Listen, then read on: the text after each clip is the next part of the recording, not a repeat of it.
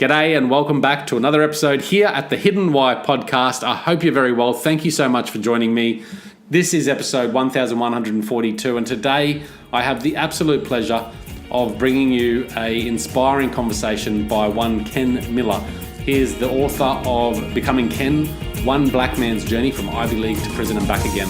This is an inspiring story. It's a story of resilience, authenticity, redemption, and Ken goes deep. He shares some incredible stories in here about drug addiction, alcoholism, homelessness, prison life, and how he overcome all that. At the age of 40, he decided to make some changes, and now he lives a life of contribution. So some incredible insights in this conversation, guys. I really hope you enjoy it. Please do make the connection with Ken. He's an amazing guy and doing amazing things and has a very inspirational message. So you're going to love this one. Enjoy, and make sure you connect at thehiddenwhy.com. Cheers. G'day, Ken, and welcome to the Hidden Why podcast. Great to have you here with me. Hey, I appreciate it. Thank you, Lee. I'd love this to be a live studio one, but it's not. Mate, it's an incredible story that you've got to share, and I just can't wait to get into it with you today. You've released a book now, Becoming Ken, One Black Man's Journey from Ivy League to Prison and Back Again. A story of resilience, recovery, transformation, all of that stuff that encapsulates really what we're about here at the Hidden Why, helping people really discover their true selves and really live a fulfilled life, a meaningful life. So can't wait to delve in a bit further with you, Ken, but tell us, man, whereabouts are you? I am in Bellingham, Washington, which is in the northwest corner of the United States, north of Seattle, Washington. Okay, nice. Good spot. Oh, beautiful. Yeah? Beautiful. Yes. Yeah, cool. So where do we start with your journey? Let's start at birth. That's always a good one. Start at birth. Yeah. So I was born in 1962. I'm 63 years old now. This is 2025. My mother was a white teenage girl that was a runaway. And my father was a pimp and drug dealer, African American. And so what I'm called is a biracial child. In 1962, that was not common at all. Right. And so I was put up for adoption at birth. And I wasn't adopted, but I did do foster homes for 6 years. So you go between different homes. Then I was adopted at age 6 by Irene and Sam Miller. When I was adopted, I couldn't read, I couldn't write, couldn't tell time, and couldn't even tie my shoes because the foster parents or foster individuals were not teaching us that, nor did I think they cared too much because their value is, the next foster child. Right. And the money that the state would give them to take care of these children. Yeah. That are foster children. So anyway, my mom taught me how to read that first year, fell in love with reading. And by the time I had graduated from high school, I was a National Merit Scholar. I was accepted to Harvard. I went to Dartmouth, which is called an Ivy League school in the United States. And it's one of the top 10 colleges in the United States. And that's because of my academics. But when I went off to college, what I say to people, I was broken due to the adoption, due to the foster homes, due to the violence that my father perpetrated upon me. And Is so this your biological father? Yeah, no, this is the adoptive father. Okay. I never met my biological father. He passed away before. So through many different homes up until the age of 6, and then with I forgot his name, but Irene and what was Irene and Sam Miller. Okay. And so you lived with them, you went through school with them into college. Okay. And then I would go off to college and I get introduced to drinking because that's what we do in college. Yeah, right. Fraternities. And so I graduated 4 years later. I always tell people I graduated with a degree in fraternity and a minor in drinking. It wasn't academics, that's for sure. And got out, went into the corporate world, got sober for the first time, went into the corporate world for a couple of years, did very, very successful in the corporate world at that When you age. say, sorry, when you say got sober, did you have Mhm. a fairly significant drinking problem then, or was it just, you Yeah, weren't drinking? I was a full-blown alcoholic. Right. Full blown. Okay. And what does that Yeah. mean? It means I drank every day. Mm. I drank Yeah, to define alcoholism, right? It varies depending on who you ask, like whether that's having a couple of drinks every yes, night or yes, waking up in the morning having yes. a drink. But I have a definition that I have defined for me.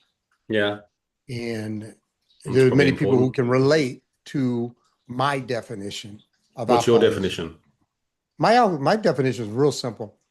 I have the inability to control the amount that I drink once I begin drinking. Right. Under the influence of alcohol, I drink a lot. And under the influence of alcohol, I make a lot of bad decisions for me, my loved ones, and society. Hmm. I do not have the ability to control the amount. That's the key part with any Right. certainty. Okay. I Yeah. can go out there. So the way I make it real simple is I have the inability to drink without pain on the back end, With without that. pain, Uh-huh. emotional pain on the back end. I can't. I make really bad decisions when I'm drunk. And Hmm. I drink to get drunk. I get drunk when I drink. I drink a Yeah. lot. I have a high volume. So that's my simple, the inability with any certainty to control the amount. So what made you Most decide to get sober? yeah, Just the bad decisions pain. built up? Yeah. Yeah, they built up, 14 treatment centers, 3 prison terms, 20 or 30 arrests, being homeless on the streets for 20 years. Yeah, I had a lot of pain Right. that gave me enough, but I had the same amount of pain till the last time I got arrested. It was just one more arrest. But at some point, I had to make a decision to absorb or be comfortable with the discomfort of getting clean and sober because Yeah, it's right. discomforting to the alcoholic and addict. And what does that mean? What it Yeah. means is there were emotional things that I had to deal with Hmm. that I could use the drugs and alcohol to not deal with. Gotcha. Okay. And at some point, I had to confront those and deal with those. And I did. And So, today so I'm qu well. quite Yeah. academic at school by the sounds of it. Went to Yeah. Mhm. college, Mhm. did what every college kid does Mhm. generally. Mhm. Had a lot of Mhm. fun, no doubt. When Right. did you enter corporate? You said you went to corporate. Was Well, yeah, that you graduate. I had to so get you a job. graduate? Yeah, and you So I got a went job. into the corporate world. Yeah. Because you guys know, I'm an Ivy League graduate. I 6'1". I look good. I talk good. Smell good. I dress well. Yeah. I'm articulate. I'm intelligent. And so I went into sales, corporate sales, and I was making $50,000 a year in 1985, which probably would be like 150 now. And Yeah. that's as 1 year out of college. Good money. So I did very, very well. What sort of But sales once were you I doing? started drinking, huh? What sort of sales were you doing? What What were was you I doing? selling? Oh, I was selling at that time what was called micrographics. So there used to be a thing called microfilm, and microfilm, they put something on a piece of plastic that's miniaturized, and then you put it into microfilm readers, and now you can blow it up. So we took large amounts of information before we had computers, and we'd put it on microfilm. And Right. you'd put old newspapers on there, you'd put documents on there, and they would be on microfilm. And then you would go to a Hmm. library or the state, had microfilm, all your platting, all your land documents are large documents that they would then film it to film, and you put it micro film. Right. There you So go. anyway, there's special machines. And so Yeah, I yeah. sold those for Kodak and the 3M Corporation. Uh-huh. Yeah. Okay, gotcha. Sorry Yeah. to digress. Yeah, So no went problem. into corporate. Mhm. But how long did that last? Like it sounds like you went down that spiral of addiction, Very homelessness. quickly. Yeah, Yeah, 2, 3 years. right. So quite I was young. in corporate. I went quick. So I got out in 84, got out of college, and I was, we'll say, homeless by 88. by 88. I did corporate. I relapsed in 86 because I was sober. I went to my Yeah. first treatment, got sober, and then I relapsed at age like 23, and I was to spend the next 20 years homeless or Yeah. in prison or incarceration or in treatment. Yep. Wow. So how does it go? I mean, obviously, your upbringing, your ch early childhood, Mhm. emotional baggage carried there that was maybe within but not realized or seen that caused you to drink, do you think? I mean, you've obviously reflected on it and No, no? no, that didn't cause me to drink.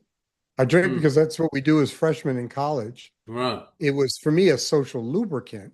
Hmm. It allowed me to bond with other men. So I was a part of a gang. The gang was called Bonesgate Fraternity. It's just a gang. We can, but it's a college gang. So it's a What does fraternity. a college gang get up to? What does it get up to? Yeah. What does a college gang do? A college gang, we associate with each other and drink and chase girls. Yeah, right. That's what we did and do drugs. Yeah, yeah, But I call it a gang. I mean, but you think of it. It's a group of men yeah, with an affinity. We don't sell well. We some of us sold drugs. We're not drug dealers. We're not the Crips or the Bloods, here or the Aryan Brotherhood. But we are literally. It's the same. Really, almost the same theory. We are a gang. yeah, We're associated. We fight for each other. We associate, we bond, we socialize with each other. We have things that we're attempting to get, as a group. We'd have parties so the girls would come to the parties and hopefully we'd be able to sleep with them. That's yeah. what we did. That's a fraternity. At least that's what Okay. my fraternity. Not all fraternities are like that. I was in a very heavy drinking and drug fraternity. Yeah, I right. chose at an Ivy League school. Okay, and there were other ones: Beta Theta Pi, Phi Delta, Bonesgate, Herod. Those are four of the hardcore drinking fraternities at Dartmouth. A few of them don't exist anymore. Right. Yeah, wow. Interesting. So corporate world, got back into the booze. How did you become homelessness? Like, what was the journey there? Well, it's so what the journey is there. It's interesting you bring that up. So here I am, an individual that had everything. Just a year before, 2 years before, I Yeah. relapsed. I have problems. I go to my first inpatient treatment. So there's two different types of treatment centers. Quote, there's outpatient, inpatient. One, you just drive there, go to your meetings. The other one is you live at a facility, usually in America, at least 21 or 28 days or longer. Many of them are 90. I've done year-long, 2-year-long treatment centers. And Are these we like tried AA treatment centers or? they usually will introduce you to the anonymous programs, but Yeah. they work on some emotional group therapy, family therapy, Right. all the different areas. And so I go there and then I moved to Seattle because I'd lived in Anchorage. I came down and I was living in Spokane, Washington, go to Seattle, Washington, and I started working at a place called Nordstrom's, which is the high-end clothing store. Did well there, but I started drinking again after being clean. And again, I drink to such excess. And then I was introduced to crack cocaine. This Right. was 1988. Yep. And crack cocaine, the thing about crack is it'll go through your money very quickly and Right. you'll spend all your money. But Whereas do you alcohol, smoke that or? yes, yeah, smoke it. Right. And so I was broke, can't keep a roof over my head, can't go to work because I'm coming off the drug or have a hangover. And so I'm unemployed, lose the place I live, and the next thing to go to is the missions. And I was to spend off and on well, I tell people this from 87, 88 to 2007, I spent 20 years on mats because in prison you have a mat. A mat's it's usually like 3 inches thick. Yeah. And if you Yeah. go to a mission, you sleep on a mat. So I Mm. spent 20 years on mats. Maths. It just in So you allowing, went, well, you started living in the yeah. streets, obviously, Mhm. with your addiction, no Mhm. money, no job, you're living on the Yeah. streets. What took you to prison? Or criminal behavior. Yeah. No, I'm not being a little facetious. So you start off, at least I start off with, misdemeanors. I had a theft charge, da da da da da. And you gotta understand, And is that I've just been trying to to get prison, money to cover your of addiction? course. That's what it's about, Yeah. yeah. Oh yeah. Oh, one. Yeah, but so there's a few things. There's three things. One, you're attempting to get funds to feed your addiction. Yeah. Number two, your brain is you're insane. That's what a drug does to you. Every single drug has the same thing in common. And whether it's alcohol, crack, heroin, aspirin, Tylenol, they all have the same thing in common. And what that is they change your perception of reality. Hmm. If you have pain in your left knee and take 2 aspirin, you're changing your perception of the reality of the pain. Yeah. That's what it's a drug. And so crack does that, heroin does it, methamphetamine, alcohol. They Hmm. change your perception of reality. And Interesting. because my reality is changed, I will engage in acts and behavior that I would not do sober. I've tried to kill people on 3 occasions. Tried to kill people on 3 occasions. I wouldn't want I wouldn't want to kill a fly these days. Yeah. I'm a kind and gentle man. I've been that Hmm. way for 21 years. Yeah. Okay. But under the influence of alcohol or drugs, that seemed like the correct thing to do. The correct thing to do was to go to a convenience store with a starter pistol. I don't know if you know what a starter pistol is. It shoots caps and they use it to Right. start the race. Right, right, right. Yeah, I'm with A you. buddy Yeah. of mine had one. Well, I went and did an armed robbery with a starter pistol.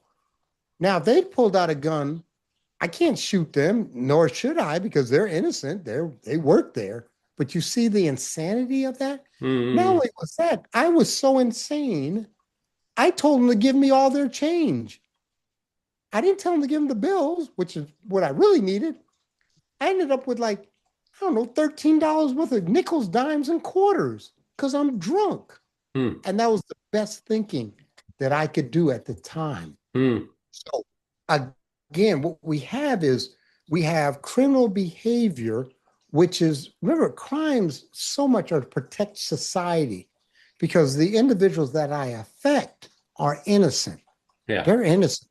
Mm. I've burglarized, I've mugged, I've done kidnapping, I've done armed robbery. And this is with an Ivy League. And this is the guy you see right now talking to you. It's in the Yeah. book, Yeah. most of it. Okay. Interesting. But the thing is that I'm doing it there. And then there's a thing called displacement. And what displacement is that I will displace my emotions not to the precursor or antecedent, not, not of the person that caused me. You're getting the brunt of my dad beating me when I was 14 years ago. I'm displacing that anger and fear that I had. My father shot my mom 6 times and then came to shoot me at my job. That's my father. Okay. This is And Sam. I had, yeah, Sam. Yeah. And I had Right. a lot of emotions around that I didn't deal with. Mm. And the key one is I didn't deal with forgiveness. I didn't deal with that. And so I would take, and then I had a lot of shame. I had a lot of anger. I had a lot of fear that's bubbling in me. Yeah. And so Naturally. you're Yeah. getting it, You're passing okay? on that to others. Yeah. To others, yeah. I'm displacing it Don't to deserve another it. Yeah. entity. Yeah. So I'm committing a crime. So let's say that's some of the crimes of violence that I had. It's And then I interesting. I have mean, I've one, heard this. I've heard this yeah. before with Mhm, people that have gone through similar experiences to you. mhm, That I mean, your father beating you and then shooting your mother, mhm, at a mhm. young age, and you're quite academic. And I've heard this before where to avoid the pain that that's causing you, you just focus on something else so immensely, like you probably did, and became quite academic in your pursuit of knowledge, and you found something else to grab onto that gave you a joy. That's not why I'm academic. That's not why I'm an intellectual. Yeah, That's not why I'm smart. yeah, I was born that way. yeah, 100%. I was yeah. born that way. I could not read at age 6. I could Hmm, not read. hmm.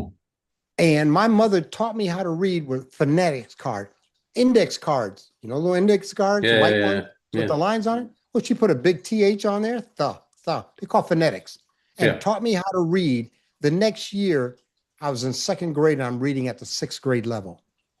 The next Hmm, year, I'm hmm. reading for that's that's nature. Okay. Now So there was how some how did nurture. you deal with it when you were growing up with all that violence and I took it out on other students. did you? Yeah, I took it out on other students and I tried. So what you do is this is how you deal with it. You create defense mechanisms to protect you.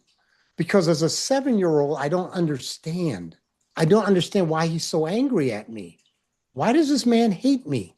Why is this man? And I know why now. But I can't articulate the reasoning. All Hmm. I know is that this man wants to hurt me badly. And so I'm living in a tremendous amount of fear. Yeah. So what you do is you're walking on tippy toes. And what I learned are some defense mechanisms to protect me that are not good as an adult or even as a teenager. So I learned how to lie.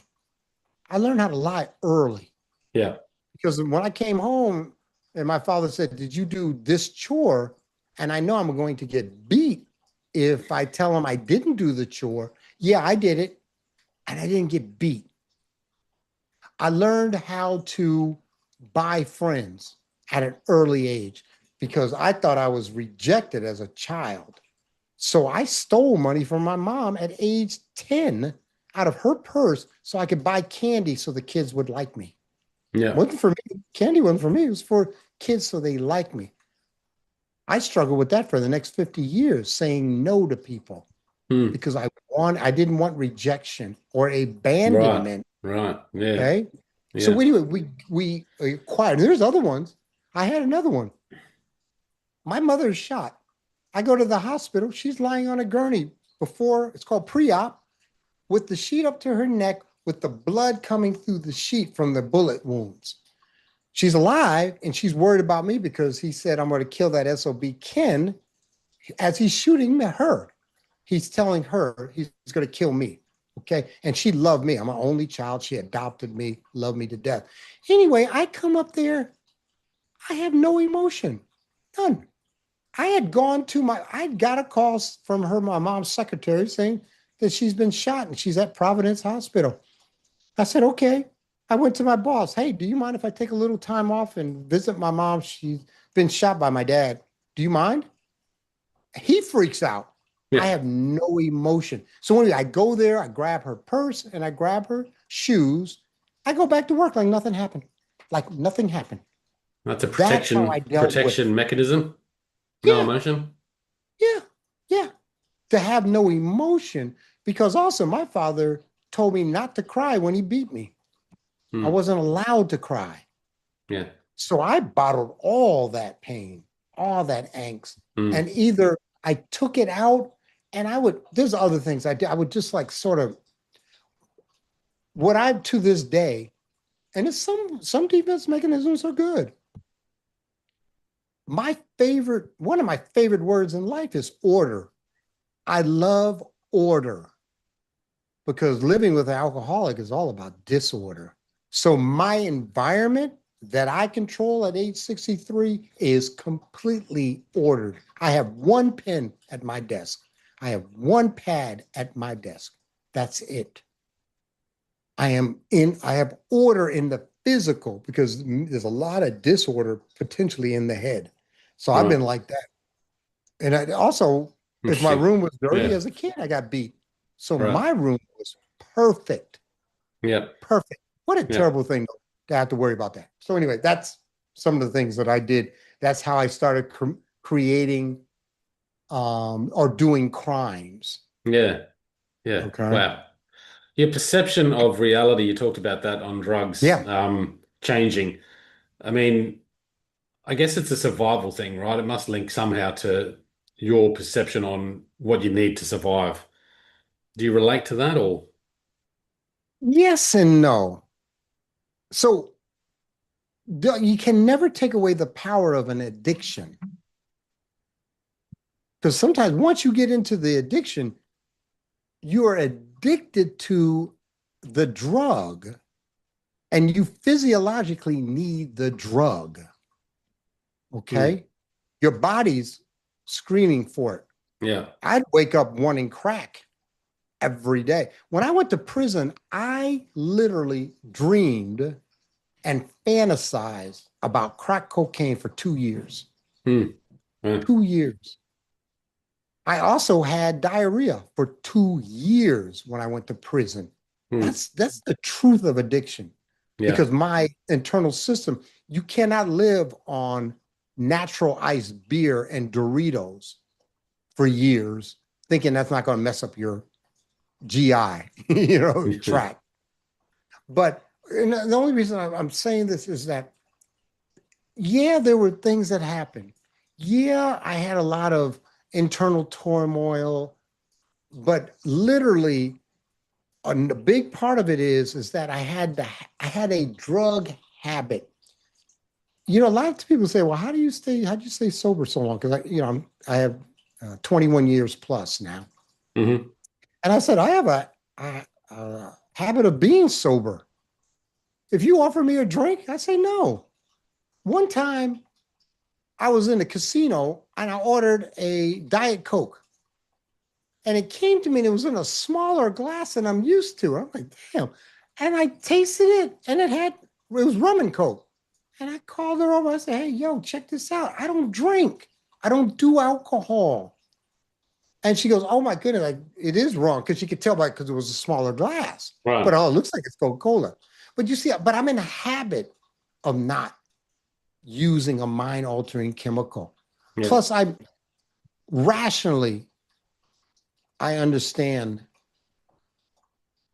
using and what the repercussion. Let me put it this way: there is no single excuse in this world that will justify me picking up a mind-altering chemical. None. Hmm. Hmm. I have lost two mothers and a wife since I've gotten sober. Dead. They've died. Since you've Two gotten mothers, sober. yeah, yeah, Yeah. and a wife.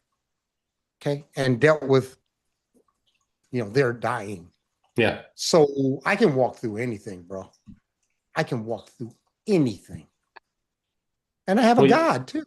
you've, So you've, they you've had a help journey. me. I mean, living on the Huh? streets, being homeless. Yeah.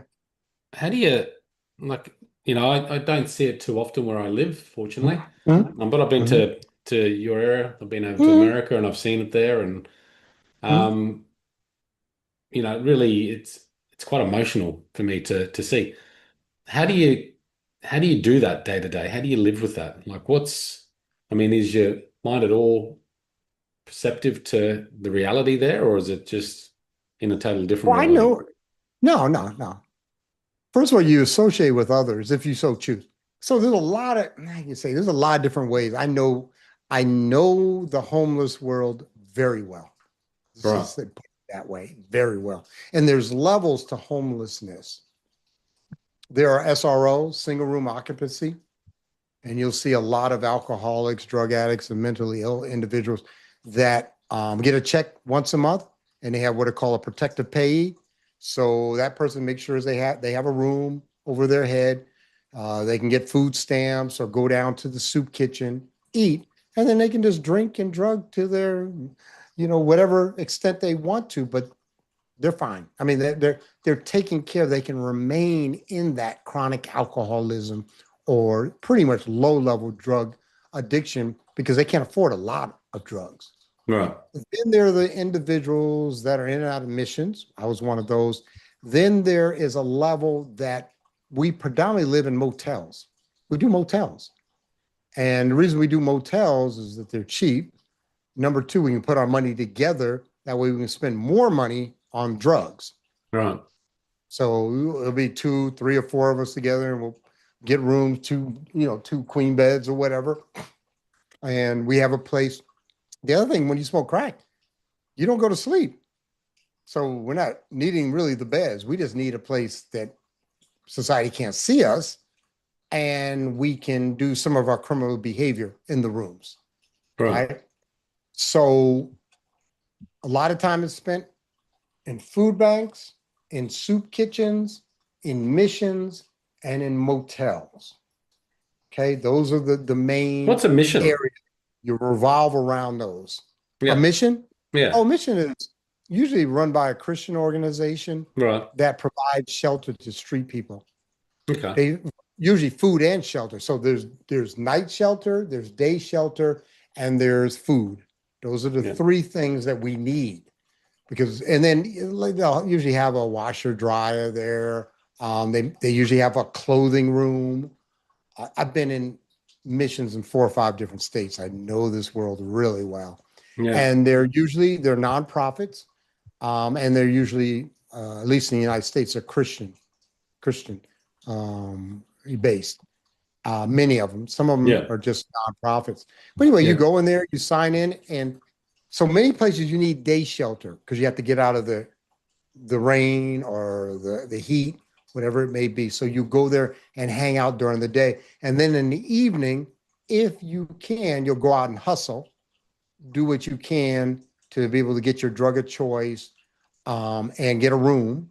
Or if you can't get a room, usually you have to be back by like 5 or 6 o'clock to check in, get a meal, and then get a mat to sleep on because they just put out 100, 200 like in a big mats. ball or whatever. Yep. And then they always separate the men from the women. You got to do that. And usually it's a whole different building the women are in.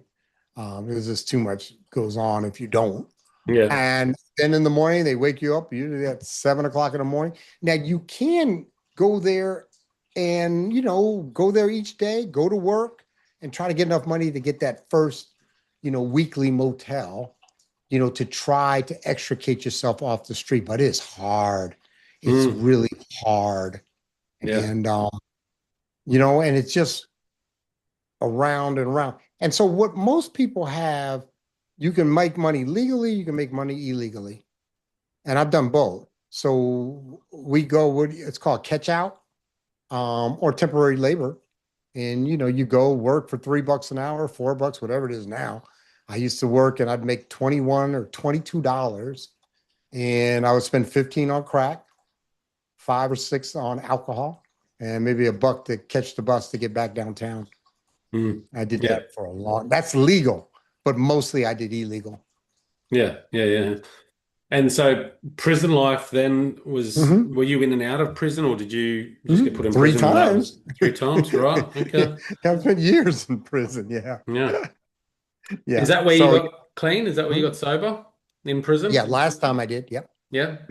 What was the catalyst there? What made you, what changed your mind to say, I'm done with this? Like obviously the pain was... 3 things. Number one, I was ready because I was at a point on September 22nd, 2004, where I was suicidal. Okay. You got to understand where I was. It's 2004.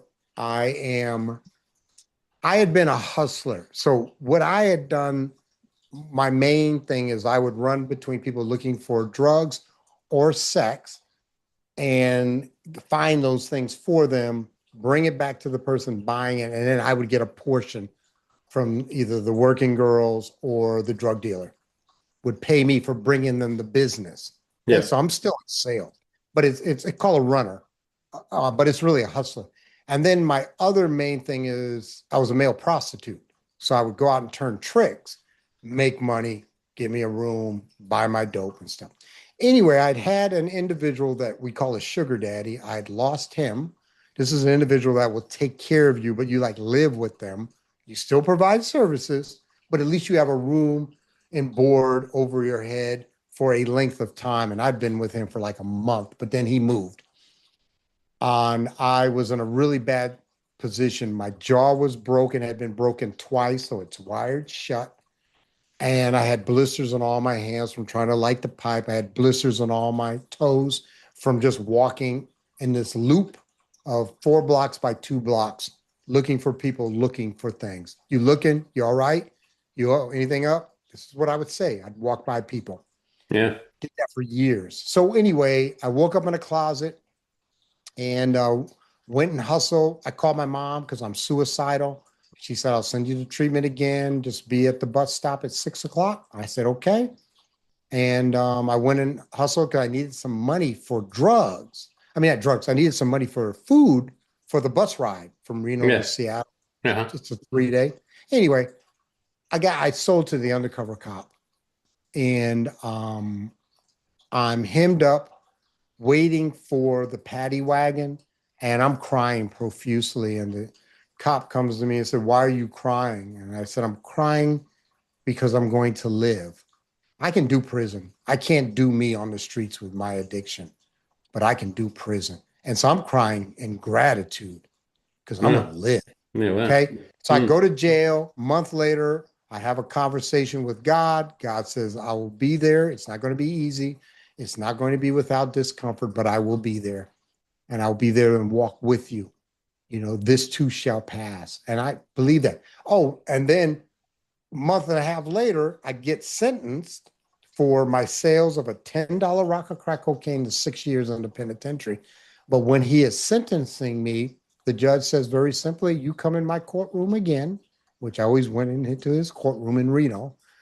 He said, I'm giving you the habitual criminal statute, and that's 25 to life.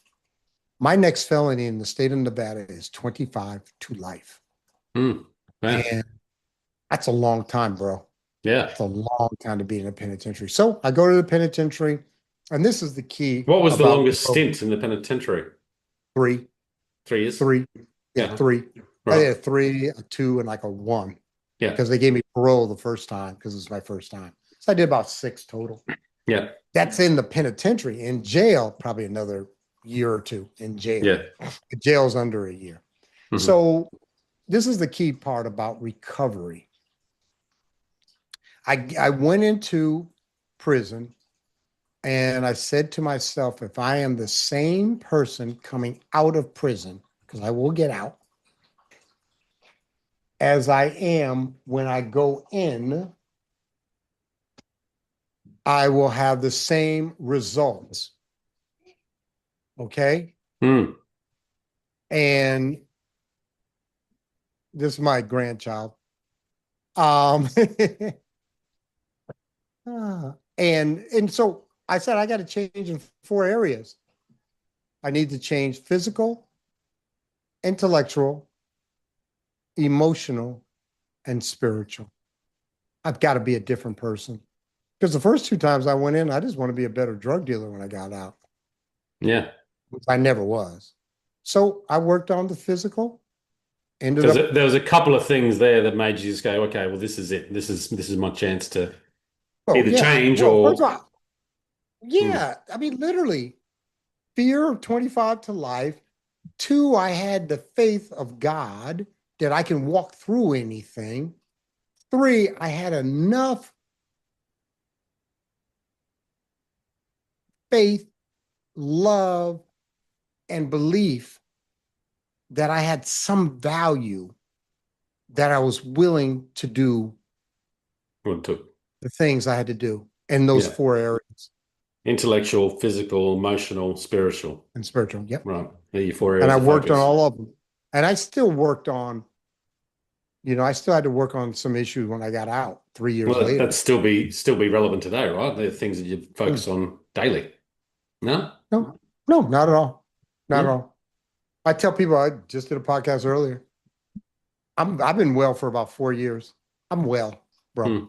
I'm cool. I don't spend my waking hours working on Ken. Don't need to. And you say, how can you say that?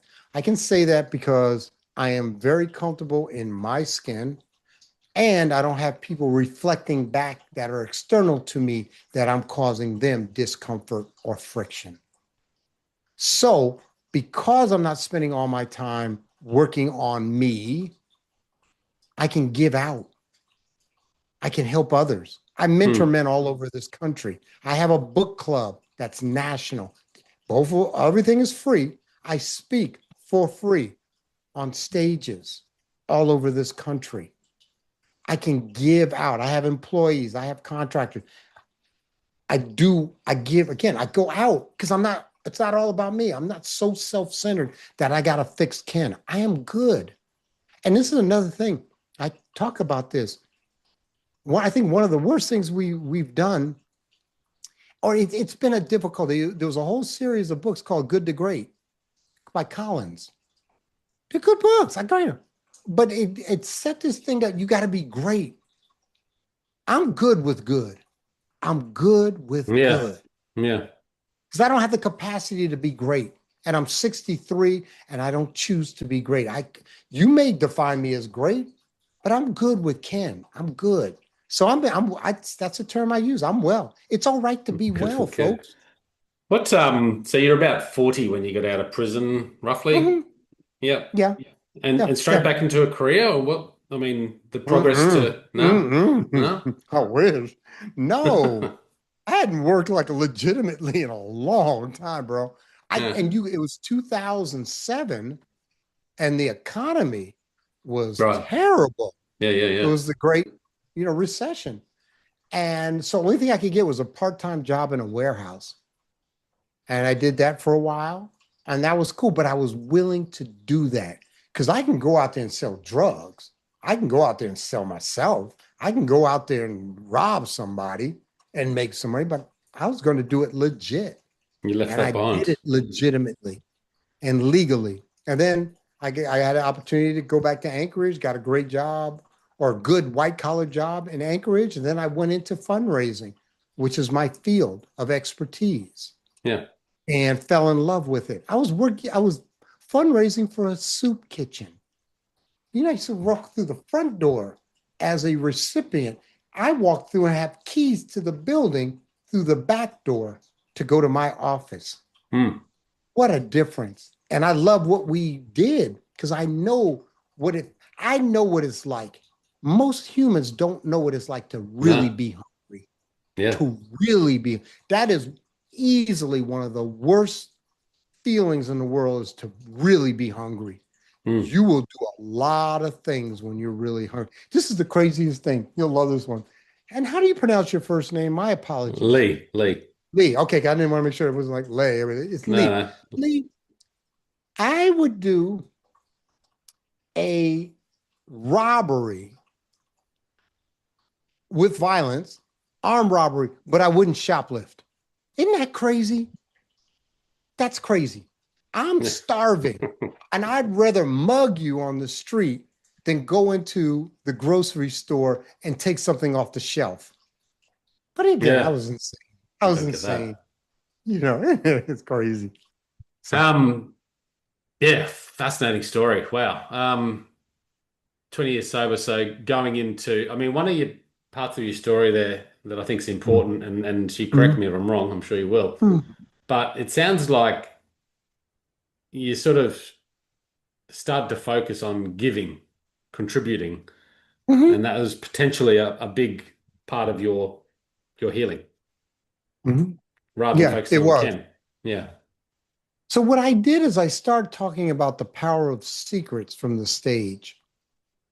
Power of And I started secrets. talking about, yeah, our secrets. Uh-huh. And I started talking about shame. And when I revealed certain things, so when I was 19, I was raped by another man. I was raped, physically raped by another man. Hmm. Okay. So I know the feeling, and to be able to, first of all, take away the shame of that, and then to be able to talk about that from the stage, it empowered other people to say, maybe I don't have to keep this secret. You don't tell me, share it with someone, take away that power, that negative secret, because that negative secret is then giving you self-talk that says that I'm less than. Uh-huh. I do Makes not have sense. value. Yeah. And so I believe, and we can talk about it in this way, but I believe I have a gift to be able to articulate situations people, places, and things, but more importantly, have the ability to articulate feelings and reasoning behind the action or the thing that happened, the experience. Yeah. Because a lot of people have stories like mine, but they can't tell you why they did it, how they were feeling, what their self-talk was, how they felt later, how they dealt with it. Because I've dealt with all my secrets. I'm here talking to you about things that 20 years ago, I would not say to anyone, because I did not want you to know that I was turning tricks on the street. I didn't want you to know I was raped. Yeah. I didn't want you to know that somebody beat me so bad that I was in a hospital for days, because that makes me feel less than. Is there a Okay, and level I'm of forgiveness there? Did you have to go yeah, through a level of forgiving yourself? Because yeah. I think well, so. Remember, there's two entities, yeah, really three, if we want to talk at that level.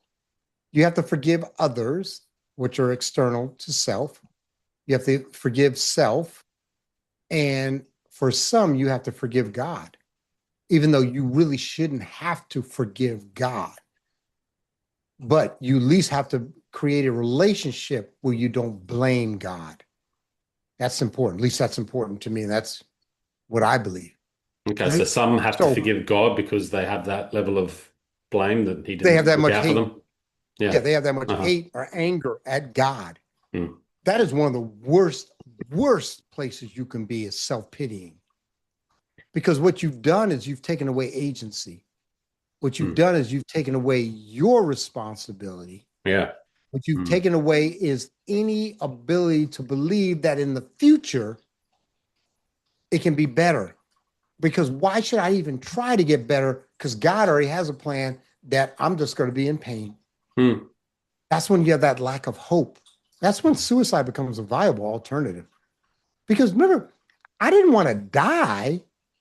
I just wanted the pain to end. And I couldn't think of another way for the emotional pain to end unless Yeah. I died. Yeah. So I tried to kill Yeah. myself on 3 occasions. Yeah. Shit. Okay. Did you, when you came out of prison, did you have to change your environment to, sort Of of course. remove yourself from the Yeah, of course. temptations? Yeah. No, the temptation had left me, but I had to remove myself from people that were not going to be a value added to the journey that I was taking. Right. I So can't hang surrounding out in yourself by jail. the right people. Yeah. Right. Right. Uh-huh. I remember one time I get out of prison, I'm out, let's say 4 or 5 months, I'm driving. I see a guy I knew from the streets. Now I'm clean and sober. I'm not going to use or anything like that. And he gets in and he said, "Hey, I just need to go down to the Holiday Inn." Da, da. I was like, "Okay." And he's like, "How you been doing? I haven't seen you for a while." I said, "Yeah, I got, I was down for 3 years, out. I'm clean and sober." He's like, "Oh, that's great." He said, "Well, I'm just going down here. I got to sell these rocks." And he had crack cocaine on him. I'm like, I pulled over so fast because I'm going back to the penitentiary. If they arrest him, he's got dope on him in my car. Yeah. Okay. And I'm like, I was angry because I'm in fear. And so, you have to control that environment. And then another key one is at least for men, we have to control who we sleep with. I'm just being real frank. Okay. And so people get out and they end up associating with women that are not, again, going to be good for them long term. Let me put Yeah. it that way. I've just seen too many. I've been in too many halfway houses, three-quarter way houses, recovery homes, and see guys relapse because they're sleeping with someone who's in active addiction. You're doomed. 100%. This has been my experience. Yeah. Yeah. Yeah. 100%. You are Mm-hmm. doomed. Okay. So anyway, I I looked out for all of that. I did change my environment. I still struggled. I still struggled, Lee. And I struggled with words, just simple words. Mm. And that was something I didn't expect. And I had to look at that for a while. So let me tell you what that means. Another thing I talk about is the power of words. In my community, which is the African American male community, you can't call me a bitch, you can't call me a punk, and you can't call me a nigger because I have a script I have to play out. It's a script Yeah. that's built into me from the streets and the penitentiary. And I go up to Anchorage after 2, 3 years out of the penitentiary, and I'm going up the escalator with my nephew, who I love, hadn't seen in 10 years, but he's like 17, 18. Hmm. And he says to me, "Hey, Unc, were you somebody's little bitch in the penitentiary?" And anyone else, it was automatic that I'm going to do physical violence. Yeah. Oh, no problem. You need to do anything? I'm not. No, you're up. Okay. And I got to the landing, and it's my stepbrother's son. And I called my brother. It really is my half brother, or my adoptive. Yeah. And I said, "Hey, Mike Jr. said XYZ." He said, "Put him on the phone." Because he knows. He knows what the code words are. Hmm. Because what the code words represent is less than. You are weak Yeah. and you are less than. So for a white person, if a brother calls me, "Hey, yo, what's up, my nigga?" We say that all the time. You got all the rap music, whatever. Yeah. But if another race calls me that. So I put my nephew on there. He talked to his dad for about 30 seconds and came back and profusely because he didn't know. But I'm like, why does this word bother me so much? And I'm like, what other words bother me? Because that's the only word I knew at that time. And then I realized there was two other words. And I said, I've got to take away the power. I can't go back to the penitentiary because somebody calls me a punk. They don't know that those are code words. Yeah. Yeah. They're Yeah. not Yeah. from that world. Or Yeah. they are from that world, and I'm still going to give them. I always say this: you can call me anything you want. Just don't threaten my family. That's it. Don't Hmm. threaten my family. Yeah. I'm cool. Yeah. And so I took away the power of words. But that was another thing. Yeah. Remember I And said that's important. That's huge. Um, most cultures have it. Yeah. I want to talk just briefly to wrap this Yeah, up but, before we go. no, but, You talked about being comfortable with being good, and I think this is a really important point that you make. mhm, Because in this day and age, we're all seeing, surrounded by all these influences on social media, yeah, mhm, and we're striving to be this great and put so much pressure on ourselves that takes it away from actually being great just as who we are. mhm. Talk to me about that. Like, what's your view on that, and how can we be comfortable with enough? So part of this comes back to self-forgiveness. So how do you forgive self when you've done all these bad things, Yeah, what we define as bad? And some of them were very bad. yeah, I look at myself as a fallible child of God that was imperfect. And I was in pain. And I'm not making justification, rationalization, because what I did was wrong. yeah, And every person that I could, I made amends to. So having done that, when I come to a point where I'm in my journey now, or people who are listening, you're in your journey now. When is enough enough? And the question you first have to ask yourself, where is your self-esteem? So I teach a class on self-esteem. And one of the things we have to define is your self-esteem internal or external? We have a thing called pseudo, which means false, self-esteem. And what that means is you get your sense of value from how others picture you or co-sign on behavior or actions. Okay? You need compliments. You need attaboys. You say, "Man, you the man," because you're sleeping with 4 different women. "Oh, you the boy," because you did the drive-by. Okay? That's pseudo. That's false self-esteem because your sense of value from affirmations external to you. Right. Yeah. Yeah. Okay. So when you have true self-esteem, then you have the ability to find this is what makes me comfortable and creates my value. And I don't need external, therefore, I don't need It's huge. external Yeah. manifestations of my value by how big a house I own, Yeah. how many cars I own, how pretty my wife is, or how many girlfriends I have. That's not how I get my validation. Yeah. Yeah. Yeah. Important. Okay. Huge. Mm. Inside. It's an Yeah. inside act. Yeah. So it took me years, but that's why I'm so cool where I am now. I'm 63. I'm cool. I do financially fine. I'm not super rich. I'm a millionaire, but I'm not super rich. I'm cool with it. You see what I'm saying? And I have a beautiful family. That's where I get where I get my value from? Being nice to others, Yeah. playing with my grandchild. I didn't get mad when my grandkid came in this room. He's 4 years old. I mean, he's 2.5. Yeah. Yeah. Okay. Yeah. He just Yeah. wants to hang out with G-Pa. Yeah. Beautiful, mate. Amazing story. Thank you, Lee. Incredible.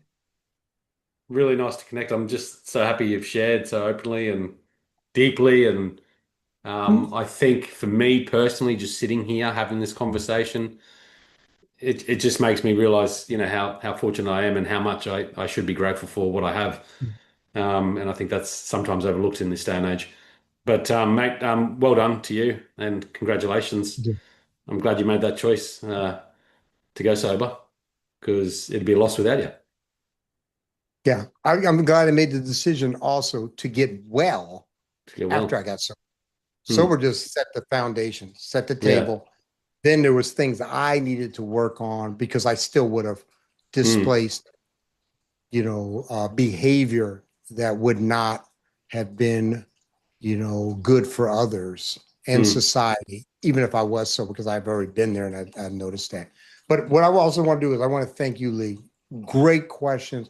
You have a wonderful podcast here. I want to thank the listeners for allowing me to share. I hope that something has resonated with you. If you ever want to get a hold of me, LinkedIn, I'm Ken Miller 84. That's my handle, Ken Miller 84, or go to kenmillerspeaks.com. You can send me a direct message through my website. So Amazing. again, very, very appreciative. Thank you, Ken. Guys, check it out. Book link will be in the episode notes at thehiddenwhy.com as well as kenmillerspeaks.com. And you can connect with Ken on LinkedIn there. Mate, thank you so much for coming on. Everyone Thank you, listening, mate. thank you for joining us. And until next time, peace, passion, and purpose. See you soon. There you have it, my interview with Ken Miller. What an incredible story and so vulnerable that Ken opened up and shared so much. It was just gold. I really loved it. Hope you did as well. I got a lot of insights out of it, a lot of points to take away and reflect on as well, regardless of your journey, whether it's similar to Ken's or not. I think there's some paramount insights in here that you can take away and reflect on and use to make your life greater.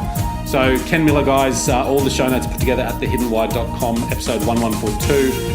A link to Ken's book is there as well, so check that out. And you can reach out to Ken directly through his website or LinkedIn profile as well. Guys, if you want to connect with me, I'd love to help you on your journey, here to help you live more fully, have more meaning, and find more joy. So reach out to me directly through Facebook, Instagram, or you can go to the website as well and connect there. Have a great week ahead, guys. Until the next episode, peace, passion, and purpose. See you soon.